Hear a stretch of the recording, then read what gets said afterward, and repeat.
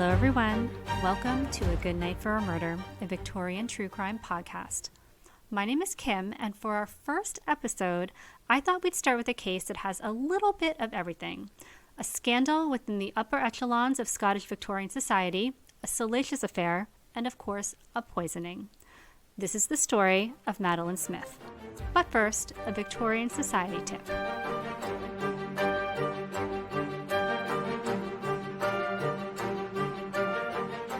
Victorian standards of beauty focused on pristine, white, pale skin and pallor. This paleness indicated that Victorian ladies' privilege never left them working in the sun. One of the tricks ladies used to achieve this look that is relevant to our story tonight is arsenic. An advertisement for one such product states, "She was certainly an exquisite, lovely creature.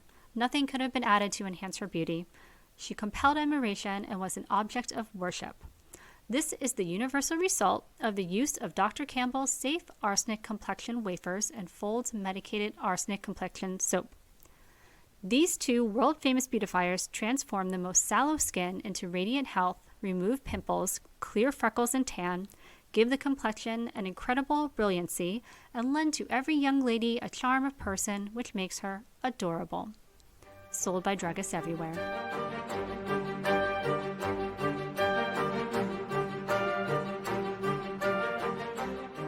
Born in 1835 to an upper-middle-class family in Glasgow, Scotland, Madeleine was the oldest of 5 siblings. Her father, James Smith, was an architect who specialized in large country mansions. Her mother, Janet Hamilton, was the daughter of leading neoclassical architect David Hamilton. The Smith family lived in a prosperous area of Glasgow on India Street and eventually settled into an apartment on Blythswood Square when Madeleine was about 20. Now, they lived in a nice area before, but Blythswood Square was the wealthiest part of Glasgow. They also had a summer home in the country they would go to every year. So this is like a straight-up Downton Abbey, Bridgerton-style family. They're prestigious, they're wealthy, and they're well-known. Also in 1855, Madeleine meets Pierre-Emile L'Angelier, who goes by Emile. Now, Emile was a bit older than Madeleine to the tune of about 10 years, and he had never settled down. He was originally from the Channel Islands off the coast of France, where his family owned a seed company and set him on the path to becoming a professional nurseryman, which, as far as I can tell, is like a professional landscaper or groundskeeper. He did do well in this training. He was a good learner, charismatic, well-liked, but this country life was a little slow for him, and he never really stuck with any of the apprenticeship opportunities he was offered. He loved the city life, he loved going out, partying, and meeting women. He did take up a few times with various young ladies, but it sounds like they all lost patience with his lifestyle and would leave. And when they did, he would put on these hysterical performances to try to win them back. The man did not like to be jilted. So at the time he meets Madeleine, he's working as a packing clerk in a warehouse trying to make ends meet. Emile just very likely spotted Madeleine out in the city and asked around until he found out who she was. Then, he made several attempts to orchestrate an introduction, as was the custom of the time. Back then, a man couldn't just walk up to a lady and say hello. An introduction had to be made by a mutual acquaintance. And the fact that they were from different classes made things a little more difficult for Emile. He learns that his co-worker's nephew's family knows the Smith family and talks his way into a dinner party where she will be. But it doesn't work. Everyone at the party thinks he's being pushy and awkward and won't introduce him to Madeleine. Eventually, he chances upon Madeleine while she's out and coerces the same co-worker's nephew to introduce him to Madeleine. I very much get the impression that the co-worker's nephew was younger, but even he knew Emile was being kind of a weirdo about this. But being younger, he had a hard time standing up to Emile, so he introduces them. So they meet late winter, early spring. They begin to take walks and arrange serendipitous meetings at bookstores and such. And they begin to exchange letters. So many letters, literally hundreds, and reportedly many of the letters were quite scandalous and steamy. And so begins their secret affair.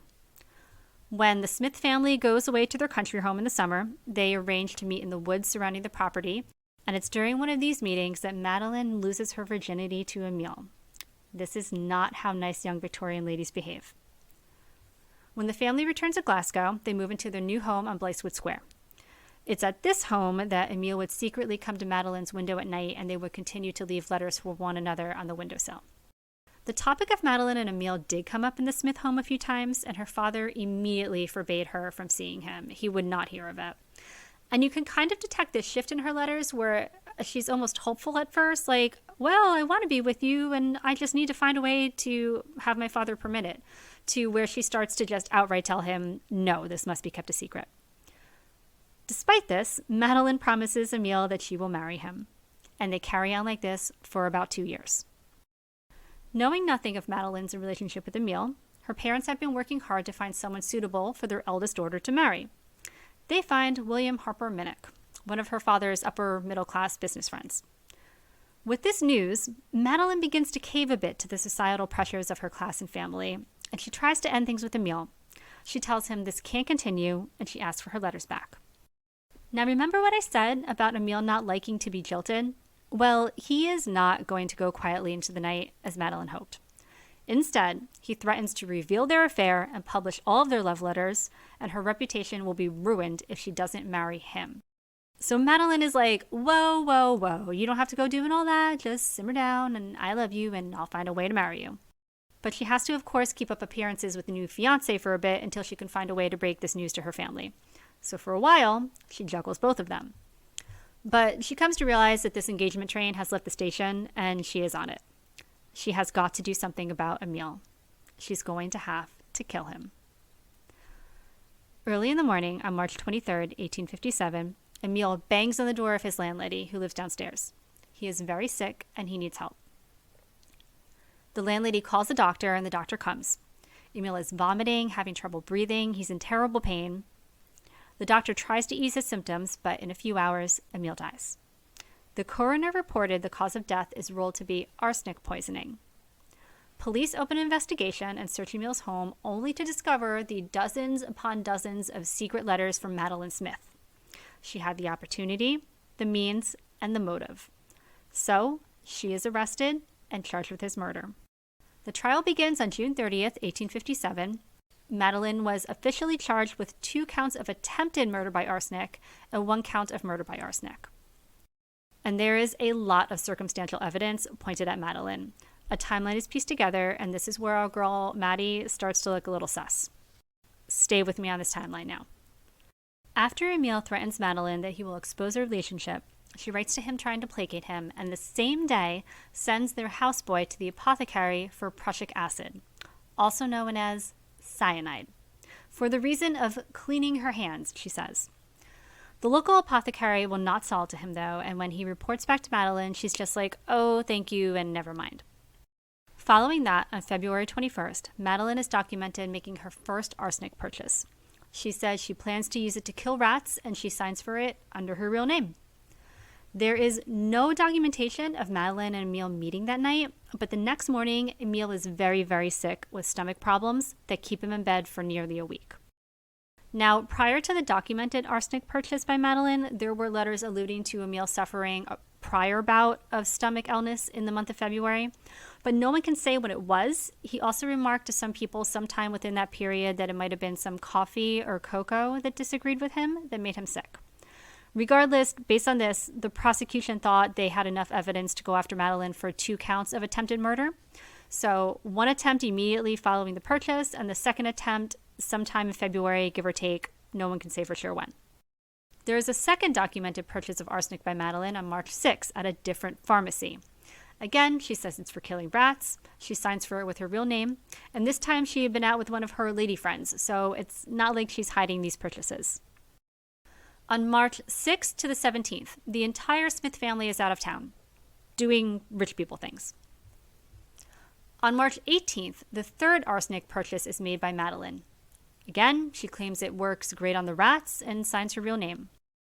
On a leading up to March 22nd, Emile was out of town and had a letter forwarded from Madeleine that was undated but looked to be postmarked March 21st, the day before. The letter referenced a meeting tomorrow night. Believing it was written the day prior, he took that to mean that a meeting was proposed to happen that very night, the same day he received the letter, and he rushes back to Glasgow. Emile is accounted for up until about 9:20 p.m., where he drops off the map until he turns up again early the next morning, very sick at his landlady's front door, where, as we discussed, he does not make it through the day. That same day, Madeleine learns of Emile's death. 2 days later, investigators go to question Madeleine, and by the next day, she has disappeared. No one knows where she is. Her brother and fiance William eventually find her on a boat headed for the family's country house and bring her home to Glasgow. She claims her reason for running is she's afraid her parents will be very upset with her now that all this has come out about her and Emil. The prosecution alleged that she served Emil arsenic-laced hot cocoa or coffee on at least 3 occasions during their window meetings. Her defense noted that both pharmacists she purchased the arsenic from dyed their arsenic to avoid having it be mistaken for something else. And did the doctors who examined Emil find evidence of this? No, they did not. Now, if they had, this would have linked the arsenic Madeleine purchased directly with the arsenic that killed Emil. But it also turns out that the doctors weren't really asked to look for evidence of dye. They just asked, did he die from arsenic poisoning, yes or no? So, bottom line, no one can say for sure if there was or wasn't dyed arsenic in Emil's stomach. Also, it was kind of common knowledge that Emil took a little bit of arsenic regularly himself from time to time. He did this to alleviate stomach problems, oddly enough, and also give himself like bursts of energy or something. I don't know, they had some weird ideas back then. So Madeleine claims she purchased the arsenic for cosmetic reasons, which, as we heard in our Victorian Society tip tonight, was a fairly common use of arsenic. She only said it was to kill rats because using the arsenic on her skin was like kind of a beauty secret of hers, and she didn't want anyone to actually know that she did that. She claimed that she learned it at school in England, and when the prosecution questioned one of her classmates and instructors about it, they were both like, no, we never told her that. The defense also brought forth testimony supporting that this was possibly a suicide. I mentioned that in the past he would go into hysterics over these women leaving him. He had been known to threaten suicide as a way to manipulate them into staying with him. These mentions of ideation were widely regarded by those who knew him to be just performance or theatrics, but he did say it. Although, I think arsenic just seems like a terrible choice if one wants to no longer be. If that were the case, he also clearly changed his mind. He stumbled downstairs, very sick, to his landlady's apartment. And if he knew he was sick with arsenic poisoning, wouldn't he have just told them, I took arsenic and please help me? But he didn't, so I don't buy the suicide theory. At the end of the day, they could not prove that Emil and Madeleine met the night before the lethal dose of arsenic was administered. There was someone who came out of the woodwork who had been away from military duties for some time, then came back to Glasgow, saw the news, and said he did see a young man and woman outside the Smiths' house that evening, but the trial was already in progress and he couldn't be called as a witness. Now, if convicted, Madeleine would most likely have hanged for the crime. But at the conclusion of the trial, the jury rendered a verdict of not proven. Not proven is a verdict unique to Scotland, which still exists today, which legally means the same thing as not guilty, with the nuance that the jury is not actually entirely convinced of the accused's innocence, but the prosecution failed to produce sufficient evidence otherwise. So they're like, yeah, she probably did it, but they can't prove it. So it's ruled not proven, and Madeleine Smith gets away with murder. In the aftermath of the trial, the family was scandalized. Her fiancé William broke off the engagement. The family was forced to move to a new city in Scotland, and then they moved within Scotland again, where Madeleine eventually met and married an artist named George Wardle. They had a daughter, then a son. Now, under her married name, she was not so much subject to the stigma of her past, and she became quite active in certain socialist groups. After nearly 30 years of marriage, she and her husband separated, and she moved to New York City to be near her son. She marries a second time at the age of about 81 in 1916 to a man named William A. Sheehy. William dies about 10 years later. Madeleine Smith outlives her second husband by 2 more years until she dies in 1928 at the age of 93. She is buried in the Mount Hope Cemetery in Hastings-on-the-Hudson in New York under the name Lena Wardle Sheehy. Our friend Emil is buried in the Ramshorn graveyard in Glasgow, Scotland, in a plot belonging to a family named Fleming.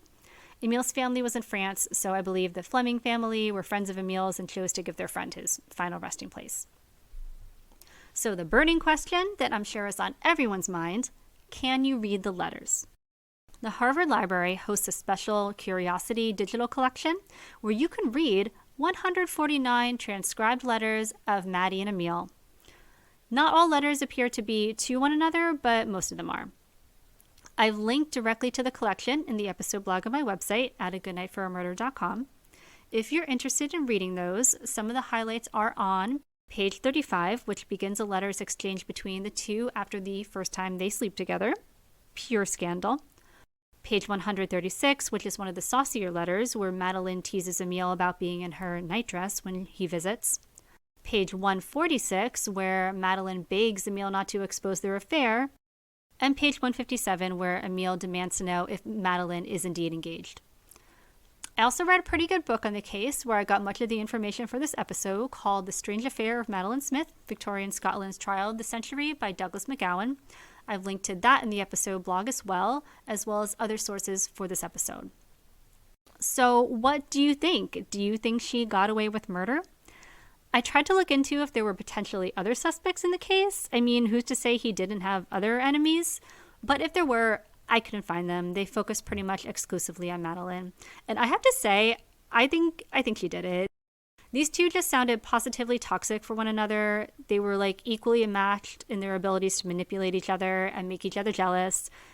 It was going to end in high drama, and Madeleine got there first. And Maddie was a rebel. I mean, she knew she was bucking the standard of society by being with him, and she did it anyway. And when she needed out and he pushed back, she did not become meek and woe is me. She bought arsenic. So head over to Instagram or TikTok to let me know what you think. I've also posted some photos there of Madeleine and Emile, Madeleine's home where they would meet at the window, and some other photos. You can also see the photos on my episode blog, plus any links I mentioned and other sources on my website at agoodnightforamurder.com. Now, as I like to say, where there's a Victorian murder, there's a Victorian ghost. So if you're interested in hearing about the hauntings of the Smiths' former residence and more, that content is available to listen to right now on Patreon. To subscribe to Patreon and learn more about the podcast, you can visit agoodnightforamurder.com. Also follow me on Instagram or TikTok at agoodnightforamurder. Please rate and review and share with friends. Thank you for listening, and I will talk to you again soon.